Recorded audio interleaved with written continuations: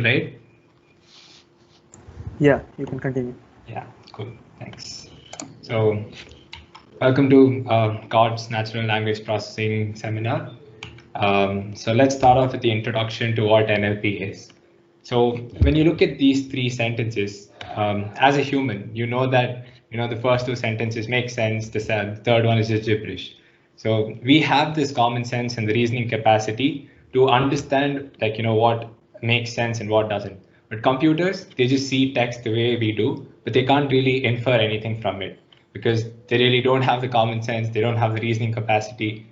So this is why we need NLP to bridge this gap. So going into what is NLP, so basically it's the ability for computers to interpret natural human speech. So like when you see that, now you know what natural language is. And so NLP is like this field of AI, which is the intersection of both computer science and linguistics. So basically, the end result of what NLP would want to do is to help computers understand the natural language as well as we do. So going ahead, so what makes NLP hard? So you know that English is a really funny language. So it's very ambiguous. So when you look at this sentence, she is looking for a match. Here, the match can stand for, she's looking for a matchstick, or like in general, she's looking for a partner. So there are two ways to look at the same sentence. There are multiple such sentences, and without context, even we can't understand what, it really means. So that's one of the very, hard thing that we have to tackle. Coming to the other point is non-standard language, so which also includes neologisms, which is like a newly coined word, or idioms. Again, idioms are basically so you have a sentence, but the meaning of the sentence is not what actually the sentence says. So, for example, again, if you say kill two birds with one stone, the meaning of the sentence is not that, it's not saying you need to kill two birds with just one stone. There is an inner meaning behind that. So for all that, again, the meaning differs, which makes it again hard to understand it better. So when you come to other languages apart from English, you have so many other different characters in Chinese, for example, or three different writing systems in Japanese. English itself is hard. So when you go up, for a broader perspective, there are much more harder languages. So getting to know all this, it's going to be really hard. So this is what is a big challenge that we always tackle. Um, so going to the history, yeah, Sumok can take over. Yeah, we might heard of a great British professor Alan Turing, and there's also a famous movie called The Imitation Game, which is a good movie. And the that movie is called Game because there's a reason for that, because Alan Turing proposed a paper called as computing machinery and intelligence, and this is where he asks a question, and he proposes a question saying that can machines think. Probably this is the question where people got the taste of artificial intelligence, and you can say that this is the birth of artificial intelligence. And he predicted that by the year 2000, computers with at least 100 MB of memory will pass a test which he calls Turing test, and which is a game, or which is a test called as imitation game.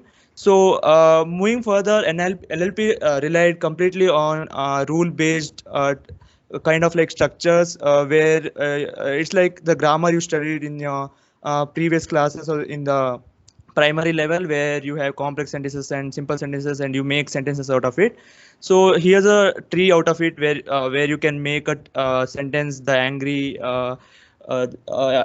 bear chased the frightened the little squirrel. And there's part of speech about that, and that makes the sentence. And this is how NLPs for the major part of the 1900s relied. But moving further, when deep learning and machine learning advanced, we had a lot of state of art models, and we have a lot of state of art models that can do a lot of better tasks and can beat humans. So moving further in our presentation, I would like to present the imitation game that was proposed by Alan Turing. So basically, it was called the Turing test, and the game was called the imitation game.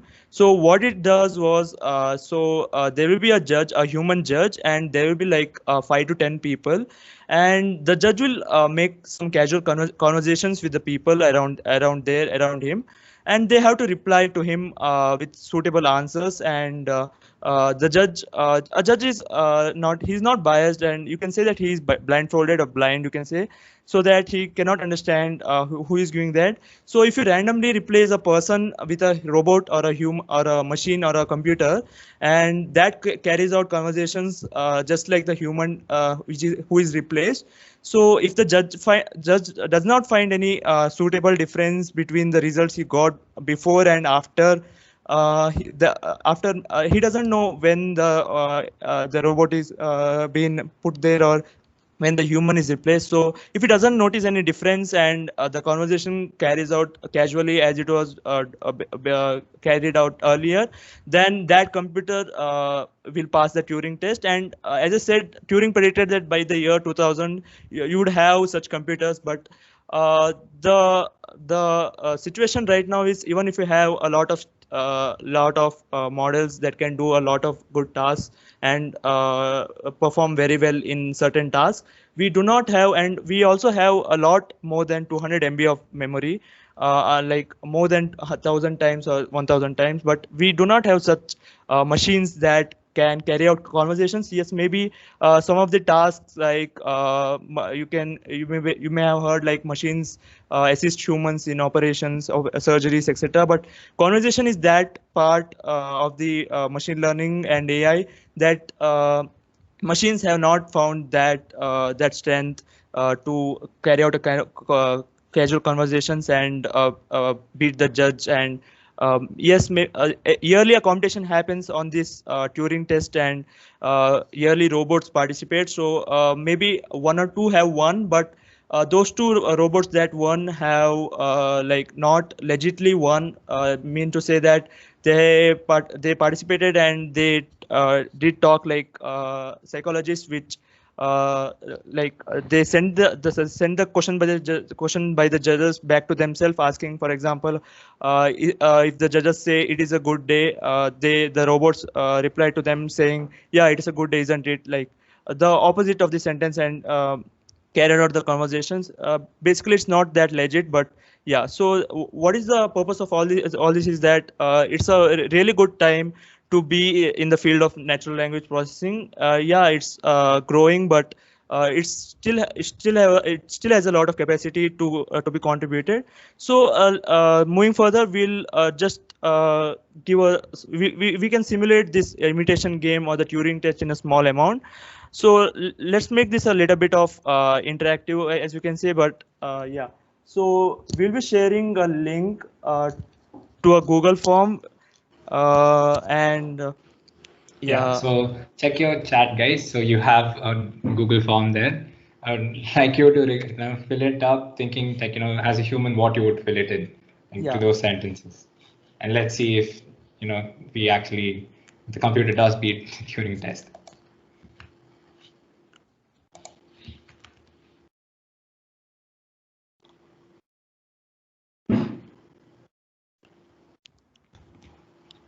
just fill it with the first word that comes to your mind. Don't think too much, and we'll see if the computers are better enough than the humans right now, with the state of the art models we have.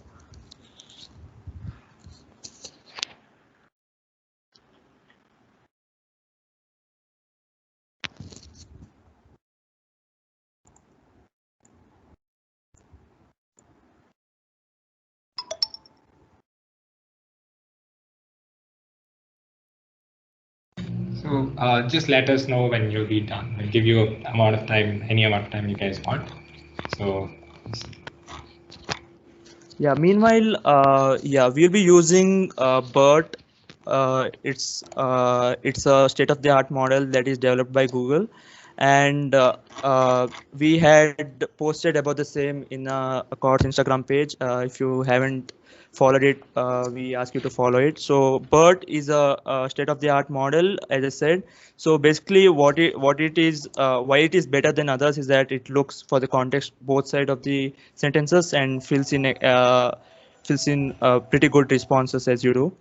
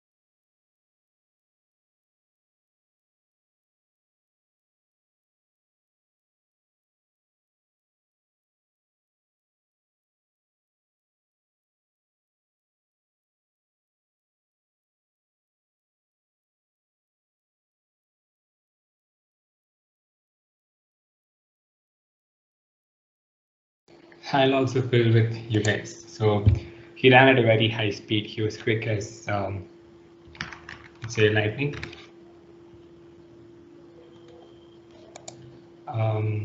As loyal as a dog.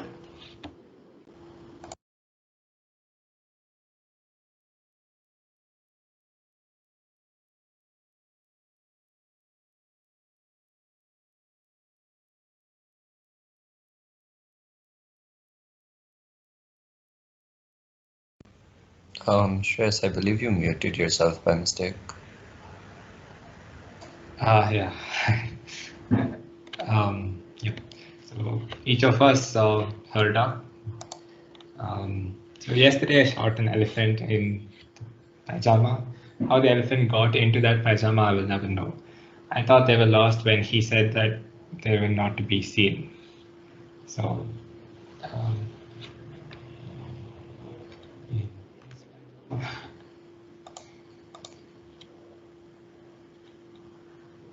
The dog chased the cat and the rabbit chased the mouse.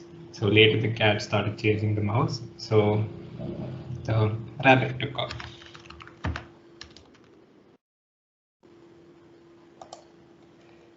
I thought she was Smash. Moreover, who would have thought she quit?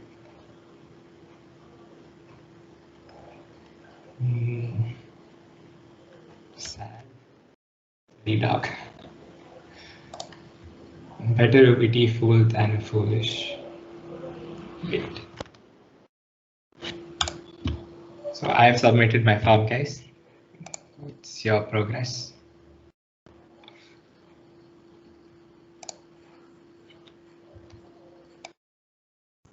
Yeah, we got some responses and we'll see now how the computer responds to these questions. If you can go to the collab, Shreyas.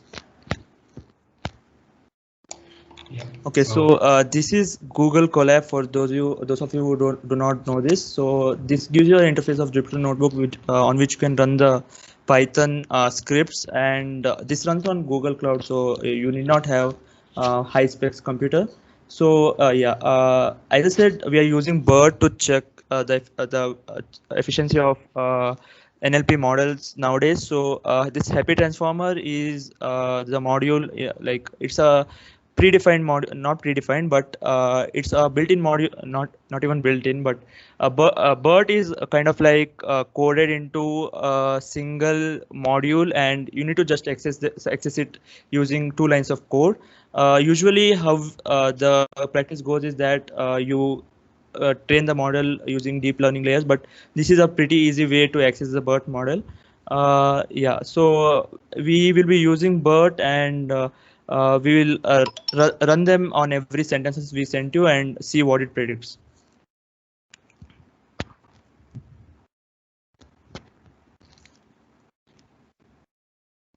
Okay, so the first sentence was he ran at a very high speed. He was quick as a. So the majority of responses I got was something like cheetah or a hare or lightning or a wind, something like that. But it's pretty good response from humans as well, and you can see that it even the computer gives pretty good and accurate response as lightning. So we can score both the humans and the yeah. I think we can score the computer because it's doing a pretty good job here. And moving further to the next sentence. The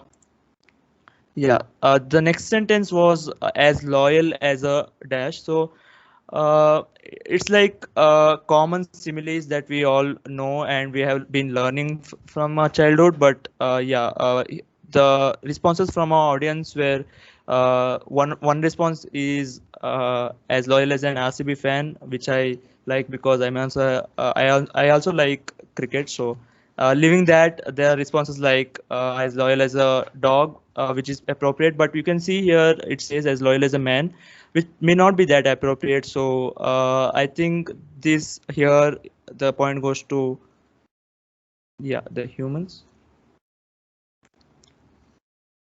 Yeah. So moving further, we'll go and see. The next sentence was me and Dash went to the mall today. I was out of money, but he bought ice cream for me as well.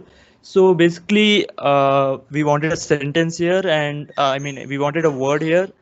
We got responses like a friend, him, my friend, and he.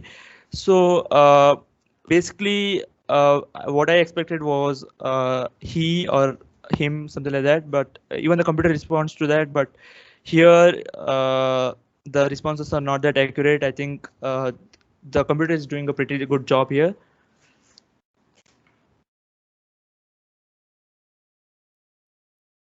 Yeah. So the next one is each of us dash her duck. So this is a pretty ambiguous sentence, right? So each of us, a duck can be a verb or it can also be a noun. A duck as in a bird, or a duck as in a verb or an action. So it says each of us watched her duck. So that's pretty accurate by the computer part. So here also get we got responses like hates, pet, played with, and one response with saw. So majority of the responses by the audience side is not that appropriate. So I think this point will go to the computer side. Yeah.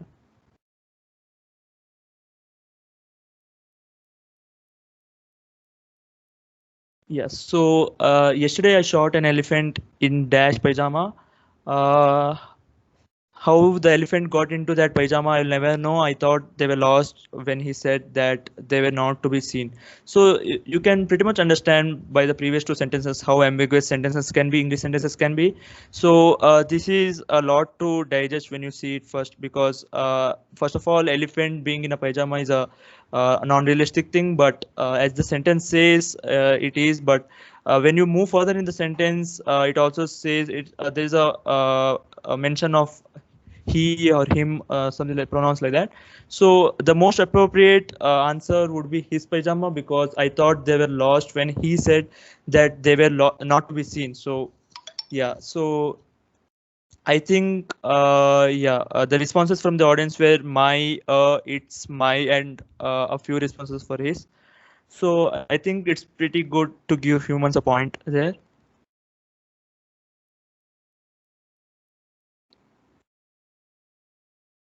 Yeah, The next one would be the dog chased the cat and the rabbit chased the mouse. Later, the cat started chasing the mouse, so Dash took off. So even this is kind of hard to digest for normal models because it has a lot to remember from the first word it is seeing. So first it says the dog chased the cat and simultaneously the rabbit was chasing the mouse, but later the cat started chasing the mouse. So you need to make an analogy that the dog has stopped chasing the cat and the rabbit will take off because as the cat has started chasing the mouse. So yeah, and yeah, we get pretty good response here itself. For rabbit we get around 7 responses, and there's a response called as dog, but here the computer will say it, but we do not know what it is here, but so the computer isn't doing that good of a job, so we would will give point to the human. Yeah. Yeah, the next sentence is I thought she was dash. Moreover, who would have thought she would quit? So okay, the first of all, the computer says it's the word should be fired, but as you can see, there's no mention of a job or something like that. So fired may not be that general. We'll see what the audiences have respond. Okay, so yeah, the audience's response is pretty good. It says brave, strong, confident, good. Yeah. So I think that makes pretty good sense. I thought she was brave, but I thought no one would have thought she was a quitter. So humans get a point. And yeah, so the next one is better a witty fool than a foolish dash. So I think this is a saying of some sort. So we find such sentences in English languages, right? Which rhymes or which exchanges a sentence and makes sense, give sense to the sentence.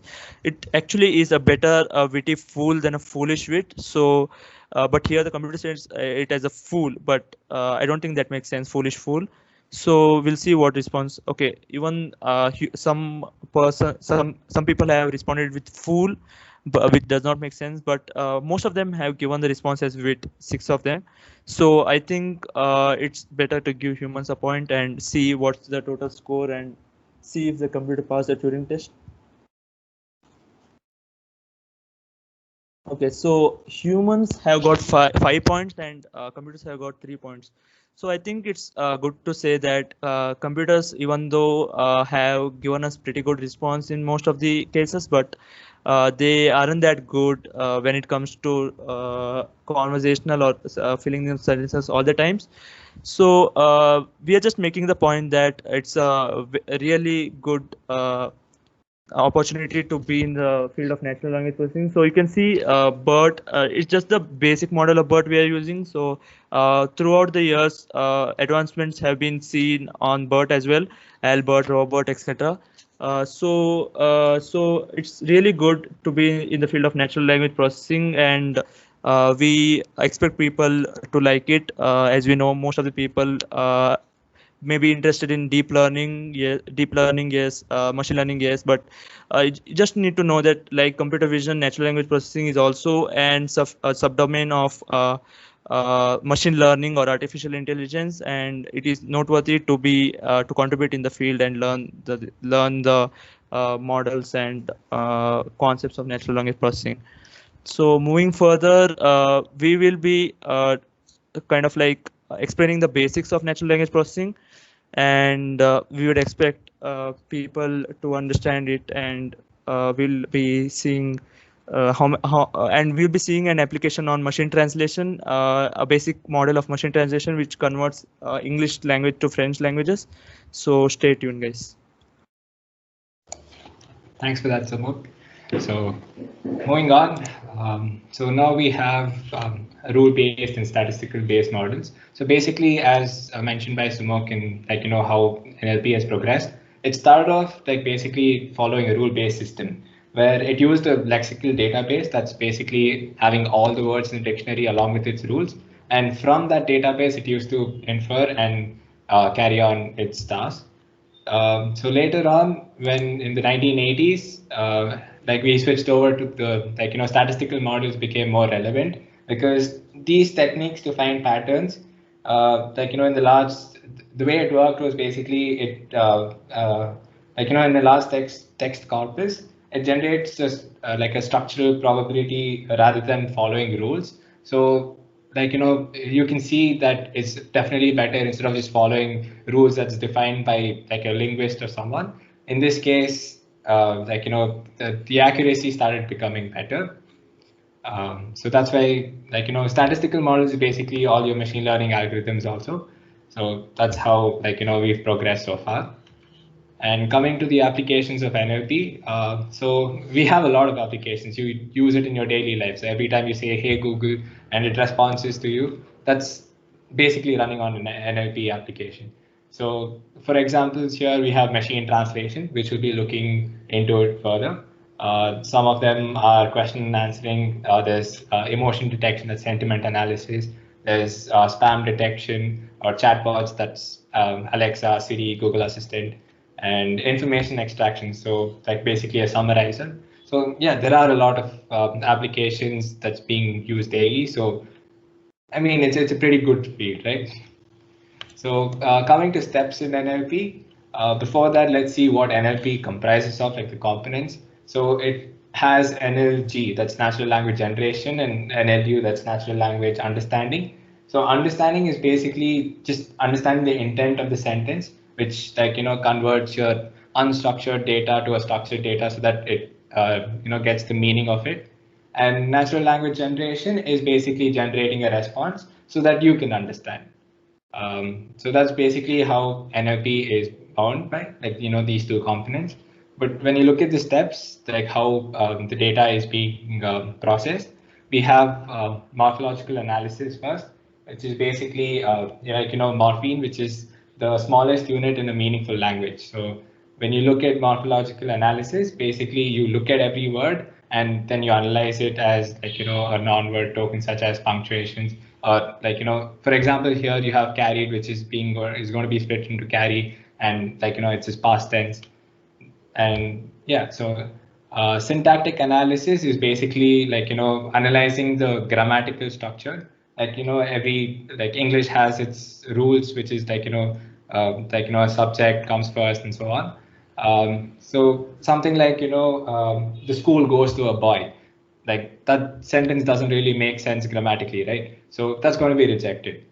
And when you come to semantic analysis, you look at the meaning of the sentence. You go deep into it, like after whatever your syntactic analysis is given you, now you go into the meaning behind that sentence. Again, like, colors, green ideas.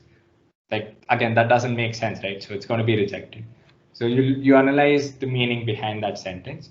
And going into disclosure integration, this is basically like, when you have multiple sentences and you want to find, like, the meaning of the sentence is going to be depending on the previous sentence. So let's say John wanted it, but it is going to be dependent on something that happened before. Like, let's say John liked the football, so John wanted it. So that it is going to be depending on a sentence that was preceding it.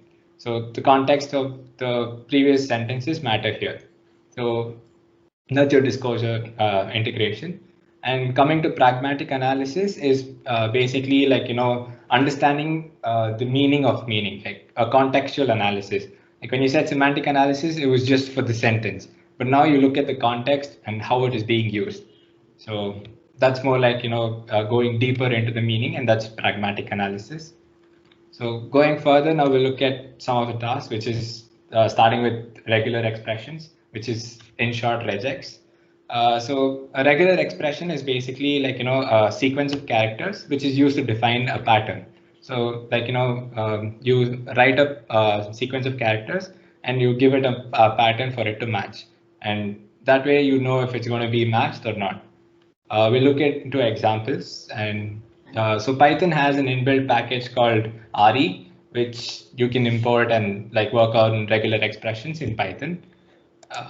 So coming to some of the characters, like these are some of the characters that you use to form, like, an expression. So let's say this square brackets is basically the set of characters that you want to be seeing in your pattern. and this is signals a special character. So like after this, whatever you have is a special character that is going to be there. And the dot character can be used for any character, like, except the new line character. When you have the exponent, yeah, so it says starts with. So like, if you say this and hello, it means that for every sentence that starts with the word hello. And similarly for ends with, like, if you have this word and the dollar sign, for every sentence that ends with the word, it's going to be matching. And these two, this is for 0 or more occurrences. So basically, if you say AIX of star, X can be repeated 0 or more number of times. And you have plus here, which is similar to the star, but it's 1 or more occurrences. And if you have the curly brackets, that's basically specifying the, the exact number of occurrences of the specified character. So if you say AL2, that L should be there twice. And yeah, so this is either or capture. And these are some of the sequence, like, if you say /D, it's going to be matching a digit from 0 to 9. And like, another important is basically this /W, which is going to be matching with any alphanumeric character, and S is going to be matching with a white space character. So let's look at this. I will be sending this thing to you guys so that you can also run it on your own. Yeah, so this collab, like you can also run it along with me and figure, like, understand how it works. You can change your input. So now we'll just import all packages for all of the text processing tasks. So running that, and so coming to regex, yeah, so now you know what regex is, right? So now let's say this is a Python code to figure out if for me to match all my emails in this particular sentence. So let's say all emails have the format this, and my email is this. So we know that there are two emails here which could be matched using my regex pattern. So now let's look into the regex pattern and figure out how it is. For that, you can use this website also, because this is going to tell you, give you a nice explanation and help you match your pattern. So let's start off, like, for email. So yeah, the format, right? Like, so email, the format of an email is name@example.com. So you have your name, you have the @ symbol, the domain, and .com, .co.in. So when you start off, like, your name can be anything, like a uppercase, lowercase. So let's say uppercase. This matches all your uppercase characters. This matches all my lowercase characters. I even have numbers, like if you go fancy, like, a number in your email, you have 9 digits, so 0 to 9. This is going to match all your digits. You can have special characters too, like underscore. Yeah, let's leave it at that. But this is not just one character. You can repeat it as many times as you want, because you have multiple characters in your name part of your email. So let's say plus, because you want to repeat it one or more number of times. And then that's your name. And then you have @ symbol. So as I said, like, this backslash, and then something followed is special character, which is going to be matched.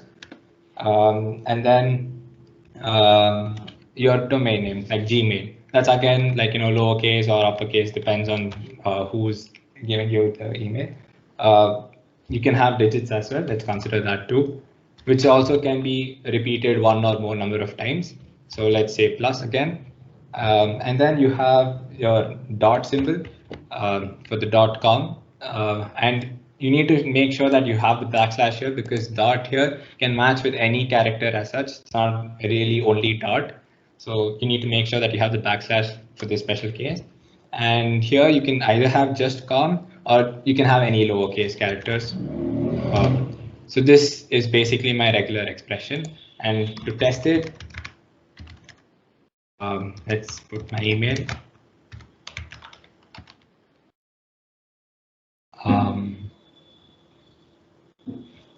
So yeah, this is not matching.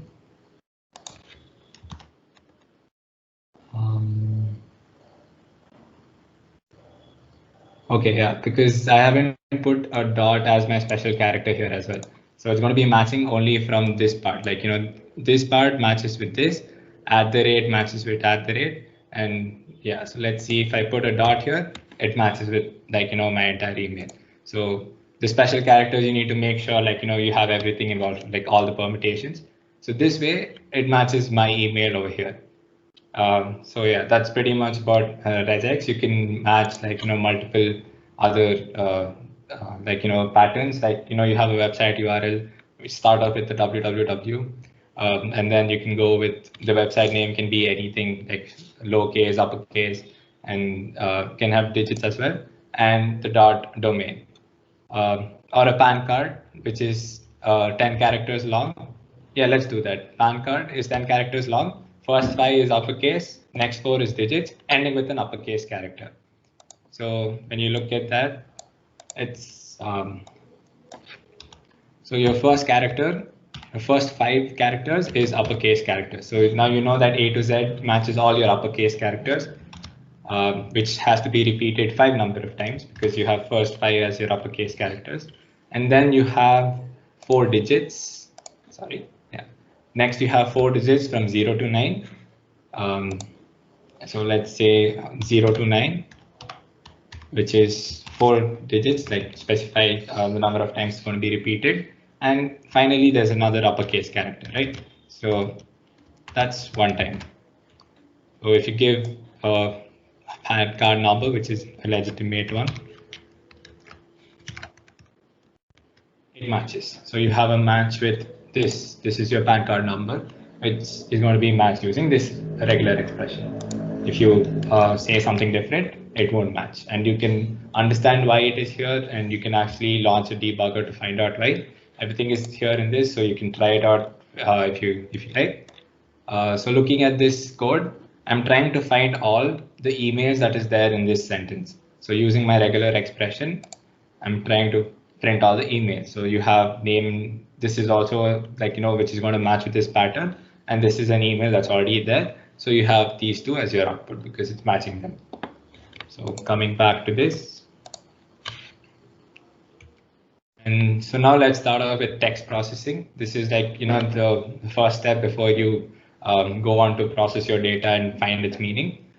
First step is your tokenization, which means you segment every part of your sentence into words. So as you see here, natural language processing is being separated as segmented into separate words. So basically, you that smallest unit in this is called a token. So basically, tokenization is like generating tokens. Yeah, so you have natural language and processing, which is 3 different tokens. So this is basic tokenization. Stop words are a list of common words that are used in a language. So basically, if you look at these examples, you have and, this, the, which really do not change the meaning of the sentence because they're not the ones that define the sentence. You have other words like your noun, which is going to give you more meaning than a simple the. Like if you remove the also, the sentence is going to retain its meaning. So to make our processing faster, we remove all our stop words, which are unnecessary basically. So going on to named entity recognition. So in your sentence, you're going to label all your objects as real world, labeling all your parts of the sentence as real world objects. So your named entity could be persons, companies, locations, or even products, money, etc. So you have a lot of named entities which are predefined. We'll look into that. And then you have your POS tagging. POS is part of speech. So basically, for every token, you're going to assign which part of speech it belongs to, like the nouns, the adjectives, or adverbs, which part of speech it belongs to. So that is again processing of the text that we got from after tokenization and removing all the stop words. We'll look into that first before going ahead. You guys can actually open your Colab, which is I've sent it on the chat, and you can change the input here. You can try out anything you want, and you can run it. You can see how it works. So let's see with stop words. I'm basically generating all the stop words in English. So yeah, that's a pretty big list you have here, which is basically all the words that do not really change the meaning of the sentence when removed. So yeah, that's stop words. And then let's see tokenization. So you have a sentence here which says what time is it? That's with a question mark, which is also going to be tokenized. So when you run it, it says what time is it? It's going to be split into what and time. Yeah, is it and the question mark as separate tokens. This is a word tokenization. So you have a sentence and you split it into different words. You have a sentence tokenize also, which so you have three different sentences here, which is, hey guys, welcome to Cards, and this is the NLP session. So after this, I'm tokenizing, like splitting this paragraph, you could say, into different sentences. So you have, hey guys, welcome to Cards, and this is the NLP session. So these three are the different tokens of this paragraph. You could further tokenize into words for further for other tasks. POS tagging is, like I said, so when you have a sentence, you're going to assign the part of speech to every single token. So when I run this, okay, it's already run. Yeah. So it says she sells seashells on the seashore. To know what all this is, we have the link here. Yeah, so these are basically all the tags of the part of speech tags. Let's look at one. So she is a PRP, and PRP stands for personal pronoun. So that's the part of speech it belongs to. And yeah, you can see that everything has its own part of speech. And then a named entity recognition. So like I said, so let's take this sentence, European authorities find Google a record of 5.1 billion on Wednesday. Let's see what are all the named entities here. So you have European, Google, 5.1 billion at Wednesday. So you have all these as date, money, organization. To look at it better. Yeah, so you have European, that's a continent. And then Google is an organization, that's money and date. So this is basically giving each of the sentence entity for further getting the meaning of the sentence. So going back to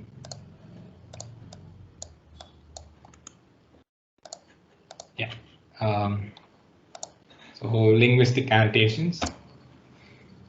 Starting with stemmatizers. So basically, to make our processing faster, what we do is for every word, we okay, let's start with stemmatizers.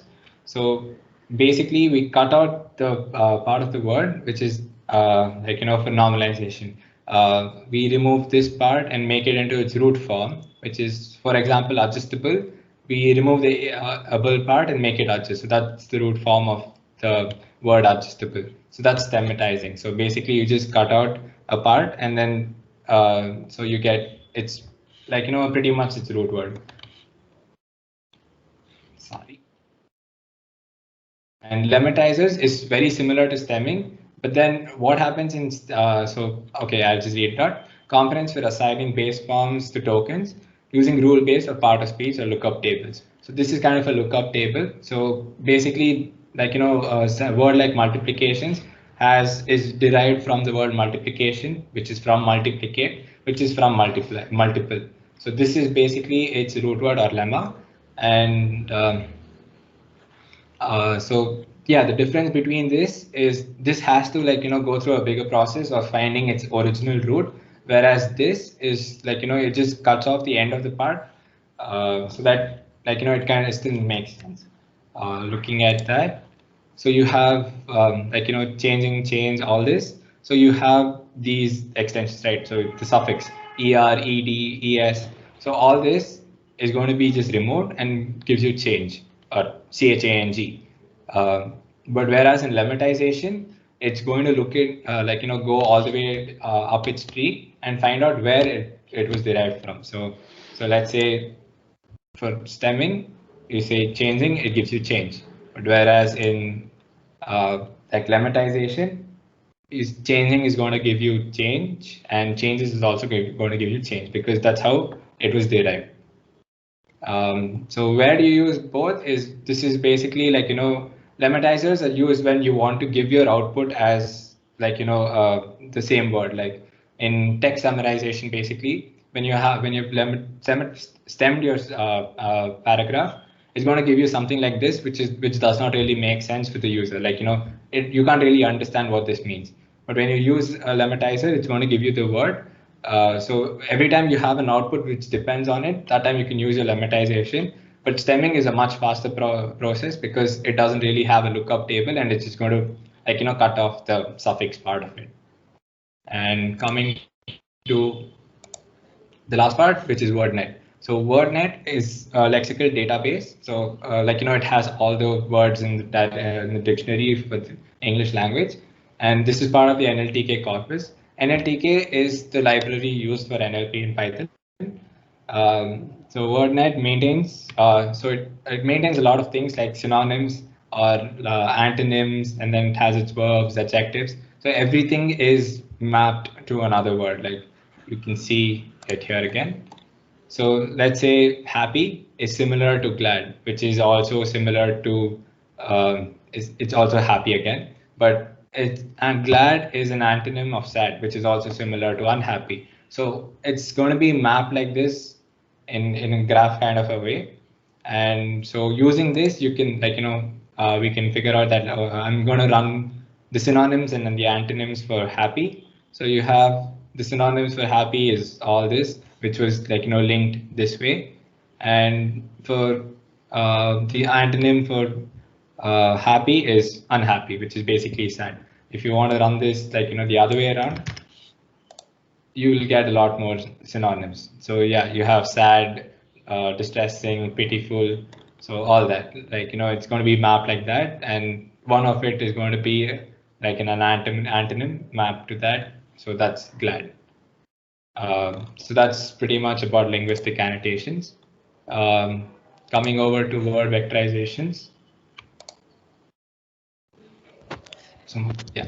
Yeah, I'll take over from here. If you ask me what is the most important task in natural language processing, I would say that word vectorization would be the most important part, because for the simple reason that we would have learned from the smaller classes or in high school or something like that machines can understand only binary languages, but we progress ways to convert decimal into binary, and we convert floating points into binary, and we have certain set of rules to do that. But if you think about it, natural language processing is all about text and speeches. Well, speeches can be converted into text very easily using some models, but how do we make the computer understand about the text given to it, right? So text cannot be directly processed by the computers and give you predictions. So basically, when you write programs in C or Python, you use ASCII value, but that is a lot of overhead if you use in such a task, because for a simple reason again that there will be the corpus or the training set would consist of billions and millions and billions of words or maybe even letters or even hundreds of paragraphs. So it isn't a very good way to do that. So we had to come up with word vectorization. So simply speaking, it's a way of converting your text or your input data for the natural language processing tasks into vectors in a proper, meaningful way, a mathematical form. So the easiest way you could think of is making a bag of words. What I mean to say is you just club all the vectors, all the words into a form of vector, which would give you one vector which has each entry. For example, today is a great day. And today is a sunny day if you consider both of them. So if you put it in a bag, you would get 2 todays, 1 great, 2 days, and 1 sunny. So you would make a vector, maybe a column vector with entries 2, 1, 2, 1. So this would be a very basic model, bag of word model. But as you can see already that there is no order taken into consideration, because if you see in both the sentences, day comes after that, but the day when you put in the vector form might be before that. So this isn't a very good vector. Yeah, maybe for small tasks this works fine, but again, moving further, we had to develop some good vectorization techniques. So n-grams is maybe used for a bag of words as well. So this is just that in bag of words we used one word at a time. So here in n-gram, n stands for how many words you need to club at once. So bigram means you can club two words. This is big or something like that. Big data, yeah. Trigram again is three words at a time you can club and make it into a vector. Yeah. So what advantage it gives is that it takes into consideration a little bit of ordering of words in the sentence. So you can see that if we club it as a trigram, this is big, comes in an order, right? So that gives you a bit of advantage over bag of words with unigram data, one word at a time. So moving further, TF-IDF stands for term frequency and inverse document frequency is one of the best and simplest way to represent your text into vector forms. So it uses this weird mathematical formula. So if I have to explain it to you in a couple of sentences, what it does is in bag of words and n-grams, you might have seen that words like is, stop words, which we have learned just now, is, the, and all, those are pretty common words, but those won't add any meaning to your sentences, right? So most of the time they might result in bad predictions. So what we do is we count the term frequency as we do in bag of words, that is represented as TF, and we multiply by log of n by df, which basically will nullify the effect of stop words, because we see that term frequency, we add it up, and if we multiply by the log of n by df, the df is where you have all the terms, all the users terms, as I said, like the stop words. So being in the denominator, it will nullify the effect of that, and it will give you a pretty good vector. And as you could see, bag of words is like too much of predictability. It has a too much of predictability. So you could have seen 1, 2 integers like that, but for in TDF-IDF you get fractions, so that is the use of using logarithm. So yeah, this will give you a pretty good vector for your representation. So yeah, if you go ahead, we had several advancements in this field. So if we move to the collab thing, so we could see something called as word embeddings. Word embeddings are advancements of the methods we saw here. Again, word embeddings initially were again one-hot vectors. If you can see, there are some examples here. So the written example here is have a great day. So as I said, one-hot vectors is again the level even before bag of words. So have a great day would form 4 vectors because there are 4 words. V stands for vocabulary, which are again is a set of tokens which we saw just now. So if we want to make a one-hot vectors of that, so if we see, the vectors will have 4 entries, which will be each for have and great and day. So for have, as it is the first word, it will have 1 at its very first entry, at the second entry, great the third entry, and day for the fourth entry. Even for the second example, Rome, Paris, if you can see, Rome is the first entry of the vector, Paris is the second entry of the vector. As you can already guess, maybe, but because as I said, the corpus will have billions and millions of words. Each word will have its own vector in this representation of one-hot vector. So if the corpus has say 1 million words, so we will have 1 million of vectors, and the computation will be really slow. So and advancement of that was bag of words, which had only one vector for one document. You can see that. There are 2 documents, and the frequency of each word is mapped at its position for document 1 and document 2. So as explained, the bag of words works like if you can see, aid appears for 0 times in document 1, all appears for 0 times, back appears for 1 time, and so on. So bag of words, as I said, that a disadvantage is that it does not take into consideration the order of words. So but basically for most of the prediction tasks, we want, as we saw in the Turing test part as well, we want the order of sentences, and it really matters in prediction. So moving further, there was a TF-IDF. So as I explained, it takes into consideration that stop words or some words do not be that important part, because if you see in bag of words, for example, the stop words like that, they will have the maximum frequency. So if you just use bag of words model, so you will have a very high frequency of but common sense says that they do not make such sense to use them in the prediction. So TF-IDF nullifies the effect of such words, and it will give a pretty good word embeddings form. But after 1980s, we had a lot of advancements of deep learning, neural networks, and machine learning tasks. So word embeddings which are created using deep learning, like Word2Vec and GloVe, people may have heard of it, but yeah, it's really good, and people use it so often. It's pre-trained and available.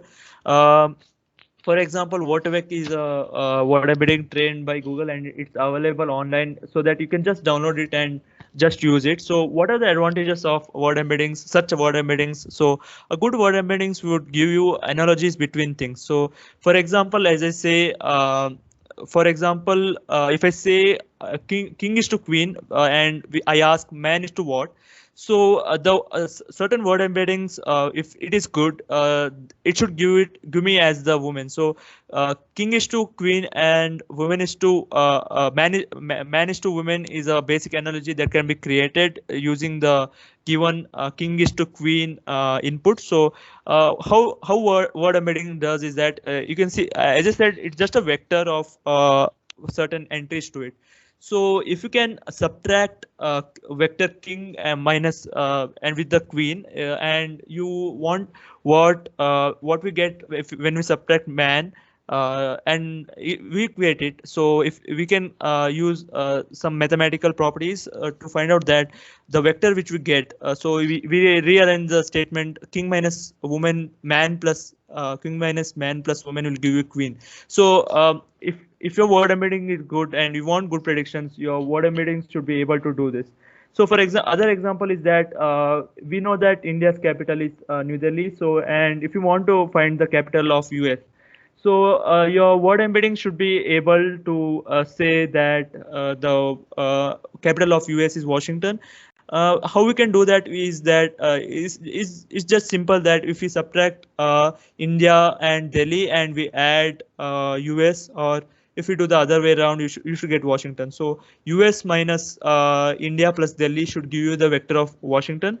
So you can make a lot of analogies like that. So natural language processing will be a lot of easy way if you use vectors word embeddings like Word2Vec and GloVe. For example, Australia is to hot dog, then what is US? So if you see the left hand side of it, it says Australia is to hot dog. So it's probably speaking about the food culture. So a good word embedding would give you US is to hamburger, because hamburgers are famous in US. So for in the same way, we can say fast is to faster, big is to bigger. So that would be a really good application of word embeddings. And also when you train classifiers or predictors models in natural language processing, the very first thing you need to input is the vector of certain entries. So you just can't input text to your model. So your computer only understands word, only the vectors and numbers, as I said. So if you input these word embeddings, your prediction will be of certain good accuracy, and you will get certain good predictions, and you will live up to your applications. So and moving further, if you see a cool application of word embeddings is the machine translation. So here we would focus on using English and French word embeddings, so that if we give a certain English sentence, it converts you to a French sentence, and for this sake, we would use a small 7 MB word embeddings, but usually it will be like 2 GB size. But I think before moving into this application, we can refresh all the concepts that we learned and have a small quiz kind of thing that will be hosted by Shreyas again. Shreyas? Yeah. So I think that you guys understood pretty much all the basics of NLP. So let's just refresh what we just did, and you guys can put in the chat or unmute and speak. No problems, no worries. So let's just it's just very simple, 8 questions. So let's start off. NLP is used in what? You have text classification, machine translation, chatbot. So what do you think it's going to be? All of the above. Yeah, good. Going to the next one, which is the correct order for processing in NLP. So we you understood what stemming, tokenization, lemmatization, everything is. So which do you think makes sense to go about to process your data? Tokenization, removing stop words. Stopwords and stemming. Yeah, good case. So how is the word multiplier converted to multiple? Is it using tokenization, stemming, lemmatization? Lemmatization. Yeah, nice. So why do we use this named entity recognition in NLP? Right.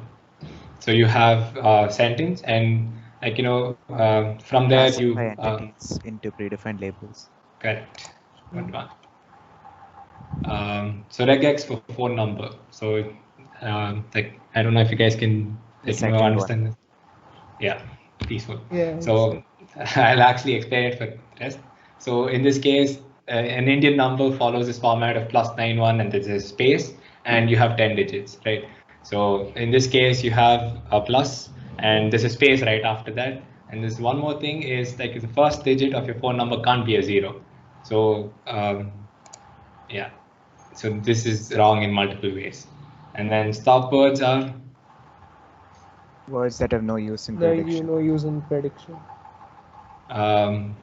They're also found frequently in the document, aren't they? And they're all of the above. Yeah. Okay. Yep. And from the sentence cards NLP session, so how many bigrams can be created? 2. That's it. Simple. The last one, word2vec, you just learned it.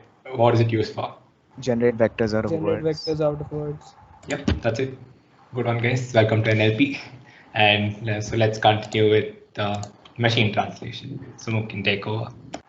Yeah, let's just see this scenario. So those who have seen the what I can say a TV series Friends may be knowing this episode where Joey has his auditions the next day, but his resume says that he is very fluent in French, but he isn't. So he asks his friend to help him with the French language, learn the French language, but he's too naive and he does not follow what she says. So being too what I can say, she lost her cool and she goes away and she lets up on her.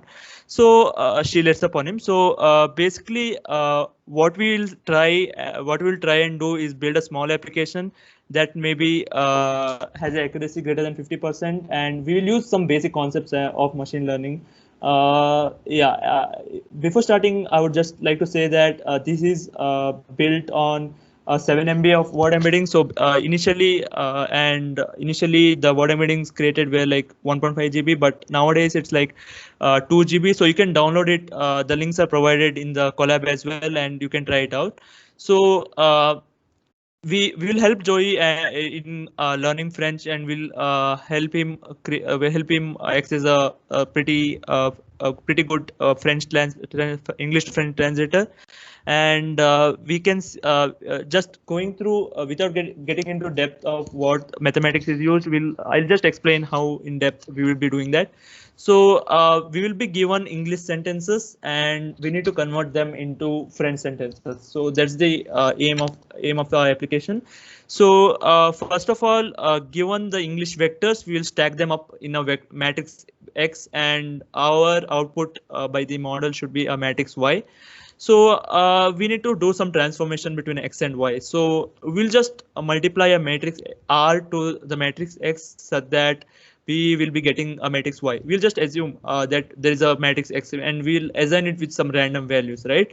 So and if we can rearrange some terms there, we get X into R minus Y equals to 0. So what that expression says that is when you multiply X into R and subtract it with Y, you must approximately get your answer as 0. If that comes out as 0, that you have got a pretty good model, you can say, which translates your matrix X into Y. So for that, you initialize the matrix R, because we won't be knowing what matrix R transpose X into Y. So we'll just initialize with some random values, right? So and then continuing, we need to kind of like convert X into Y, and we need to multiply. Initially, it will be having some random values, right? But we can't go with random values. We need to properly we must properly create a matrix R, and for that we will be using gradient descent. For those of you who might be knowing gradient descent, this is the most basic one. This is the most basic algorithm you can learn in machine learning, right? So I will explain it though. So if you can go there, and this is a pretty weird expressions. So I will not be getting more into it, but you can see the curves right there. So what we'll be doing is we have got the expression X into R minus Y equals to 0, right? So we'll be plotting that curve, and we will start at a random point. For example, you can see a ball there, right? So a ball kind of thing will be starting at a random value on the curve, because we will not be knowing what is the optimum minimum part. So our aim will be to slide down that curve and go to a point such that the value of that will be minimum. For example, if you start at this point, you can see it's rolling down the hill. It's kind of like rolling down the hill, and it will go to the minimum point. It will be going to the local minima in the mathematical terms. So why do you need that? So as I said, X into R minus Y, it should be minimum. What does that mean? So XR minus Y should be minimum means XR minus Y is approaching 0, right? So how do I make that? You plot the curve of XR minus Y, and you just go in a path such that you get a minimum point in your curve. So how will you do that? Mathematically speaking, you can take the differential at any point, and you take the negative of it, you'll get the down path of that. So and you update your point. So for example, the ball, for example, here starts at a point. Yeah. So yeah, it started here, and then it started rolling down. At every movement will be one iteration for a model. So you find the derivative. You find when I say find the derivative, it means that find the path which takes you to the minimum and optimum solution for your problem, right? So that is what happens here. So every time you move to the point where you get the minimum of the approximation that you make, so that you do, and the point that you get after certain number of iteration will be a minimum point, and that you can consider it as the R matrix. And every time you want to make a prediction, you can again stack up your vectors into X, multiply with R, and the resultant what you get will be matrix Y. That is nothing but your French prediction. Moving further into coding that, yeah. So most probably your dimensions won't be 2 dimensions as we saw earlier. It won't be 3 dimensions either. But for the 3-dimensional vector space, or the I can say if there are 3 vectors, you can say it as 3 dimensions. So okay, so for 3 dimension as well, you are kind of like moving down the hill.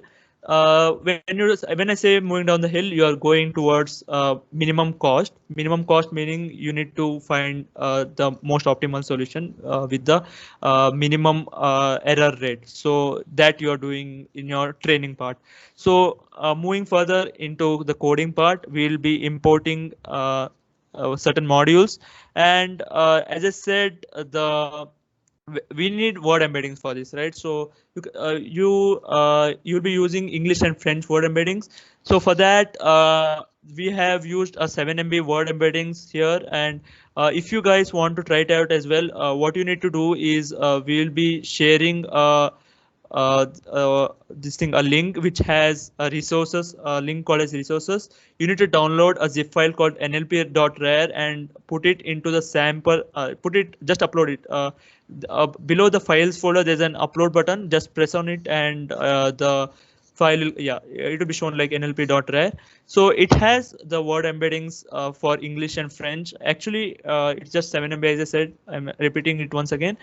You can download it from the links that I have given. It's 2 MB, 2 GB. So that would be a cumbersome task for this application to run and show it here. So we have cut it into 7 MB for demonstration purposes. So we are loading both subset of both English and French embeddings here. And okay, so the vectors will be in a certain format as created by the author or the creator, right? So we create a dictionary out of it. We created a Python function called getDictionary, and that will create a dictionary mapping what the corresponding English word map to the French words. Moving further, we will split our data. It is already split into test and train. So in machine learning, you always split your data into test and train so that you have a certain estimation at the end, seeing how much good your model is making, and that is the use of test data set. And certain set of vectors are used for training your data. And moving further, you create a dictionary and you load the train and test data set. And if you can go ahead in the Colab. Yeah. So before that, guys, so I've sent a Notion link which has all the required links for today's session, which has the resources. If you go to the resources section, we'll have 2 drive links. One is for this, another is for a naive-based classifier, which we'll go further later. And you have a link for the Colab also, which you can try later on in your free time. So yeah, just make use of that link if you want to right now. So going further in the Colab. Yeah, so we have imported all the libraries we want, and we have created a dictionary mapping English words to French words so that we can see in a proper format as we require. So after doing that, we will compute the gradient. As I said, gradient in simple words is nothing but just the differential. It's just the derivative. Again, derivatives means slope in mathematical terms. So we just calculate that using the mathematical knowledge we know by taking the dot product of vectors. And this can be done just by referring to the formulas that are given above. And loss. So loss is how bad your training your model is doing. So what is the use of this?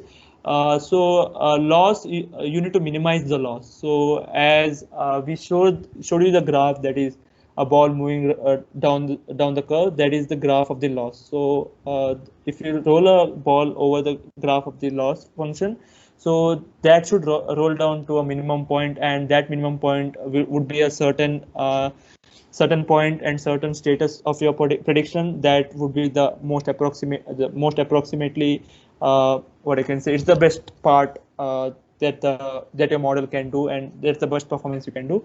So get matrices, as I said, there will be a certain there will be many English and word vectors. For example, for each word you might have vectors. So but our final aim, as I said, is stacking up into one matrix called as X and Y. So for that, we will use the function called as getMatrices, which will stack all the English vectors into X matrix and stack all the French matrices into a matrix Y. So this is just basic Python code for doing that. We use the dictionary that we created earlier to stack to get the words and convert them into suitable vectors and stack them up into a big matrix X and similarly into a big matrix Y. So yeah, okay. We now it's the time to train a model using the matrices we got. Yeah, so we use the matrix X and Y, and we iterate for a default of 100 steps, but a user can provide the number of steps. For example, we have used 1000 steps. It's basically how many steps you want to roll down the hill, go find the derivative and move towards the minimum. So that should be a pretty good number, because there is a chance that you might stop before reaching the minimum. So that's the thing of the train steps. And learning rate. Okay, so learning rate is how slow you need to go towards the minimum. What is the like significance of this is, if you choose a higher learning rate, what happens is that after reaching the minimum point, or before just reaching the minimum point, you might just skip the minimum point and move further in the curve, and that means that you are again moving further in the curve. That is not optimal for us. That would result in getting the maximum value, or moving towards the maximum value, but our aim is to minimize the loss, not maximize or move ahead after we get the minimum point. So what I do is I run the iteration for 1000 steps, which we have specified in the next cell, and we train it with a learning rate of 0.8, which is not good actually. You need to go with a learning rate of 0.2, but for demonstration purposes, as it might take a lot of time to train, we have set up a learning rate of 0.8, and we'll see we will calculate the gradient. As I said, its gradient is a differential, and we will update the matrix R every time, because every time a differential is calculated, you move a step further towards the minimum point. And we also update our R matrix, which was initialized with random values initially. So the function prints the cost function. As you can see here, the cost function initially for the random matrix was 961, but we have calculated the derivative and been updating ever since. So you can see the loss, the bad part of the model is being significantly decreased to 0.56. So we might not go beyond 0.5. I mean, before below 0.56 because we have just used a 7 MB of word embeddings, which is a really low amount of data to be trained on. So what I request to you guys is, you can download the 2 GB actual word embeddings and train on it. I would really guarantee you that you get a pretty good model out of it, and we can make predictions out of it. So moving to the first slide. Okay, so we have created the matrix R, and if we multiply X to R, we'll get a vector, right?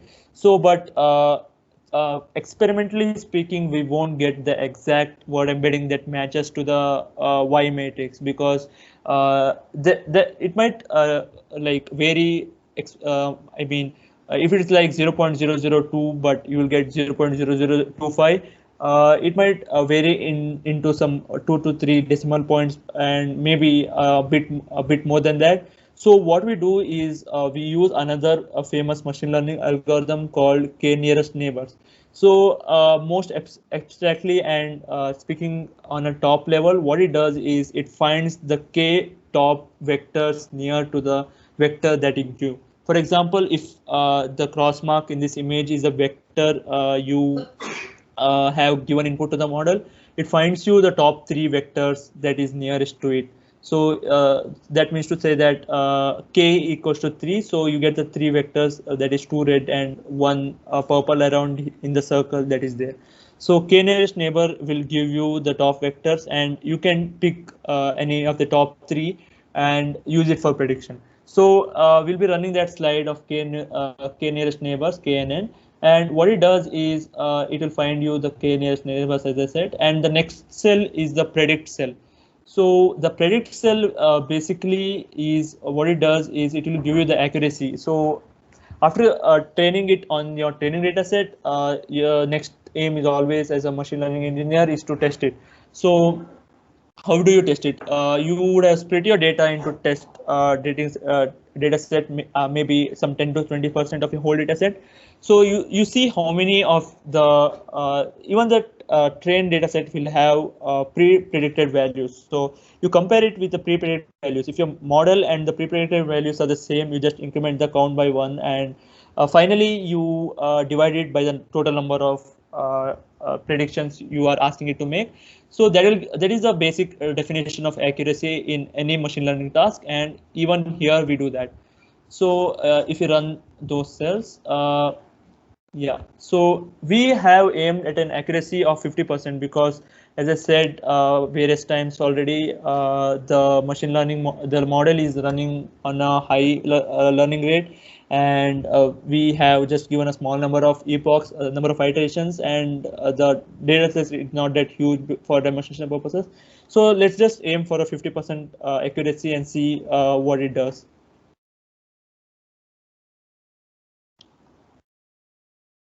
Okay, so we get a accuracy of 57%, which is pretty decent because, and other point to note that is certain companies like Google or Alexa or companies that use this, or I mean create these, don't use such basic techniques to create machine translation tools, right? So basically they use some really shallow deep learning neural networks to create that. But considering the fact that we are just use gradient descent, that too the most basic gradient descent, it's notable again. Gradient descent can be again developed and made complicated. Considering that we have got a pretty good accuracy, I would say of 57%, and that would be the machine translation task. So for prediction, you just can give the input of the English sentence, and you can get a French vector. So that would make I think Joey very happy and could save, considering the fact that he has no one to teach him. So that would be one of the application of natural language processing. And we have actually for this session we have another application, but we do also know that some of you may have ESA tomorrow, and this might be a lot to take in. And so we will do one thing: we'll put in a link, kind of poll like thing, asking you. So we have also we have also had the content of Naive-Bayes classifier, which is a more simple classifier again and works for most of the natural language processing tasks. So we'll put up a poll on the chat box and see what majority of people say. We would understand if you guys say no, it's not a big issue. But if you are really interested, just put a good response in the this thing, and would certainly explain this as well. So give me one sec.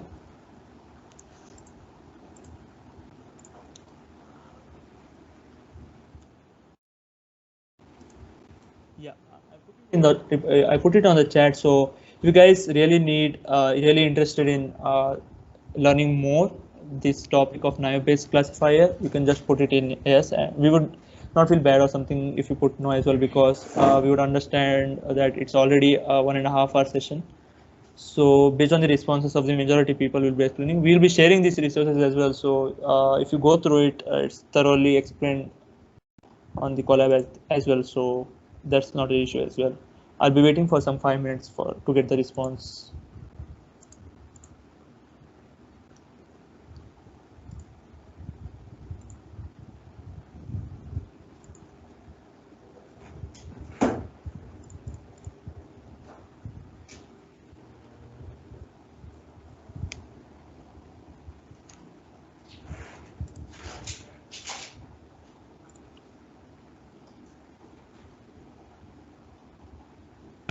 I've added the PPT also in the Notion, so you guys can refer to it whenever you want to.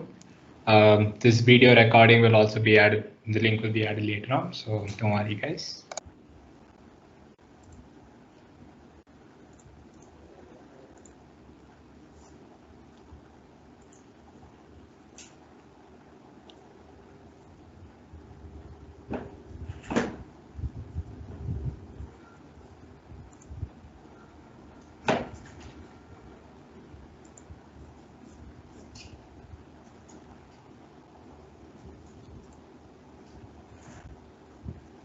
Okay, so I got two responses. We'll wait for maybe 2 minutes more.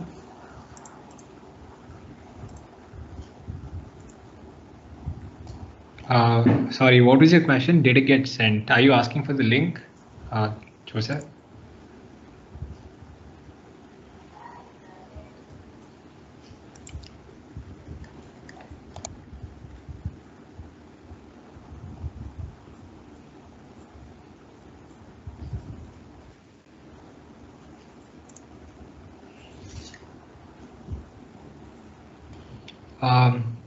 Yeah, I just put the PPT link right now. So yeah, peaceful.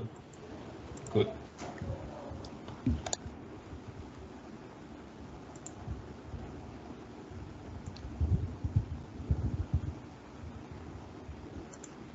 Okay, so wait for 1 more minute. For now, it's majority is for voted for. They are not willing to continue the session. It's completely fine, no problem. And some people have already also voted for continuing the session, but we'll wait for 1 more minute and just decide it off.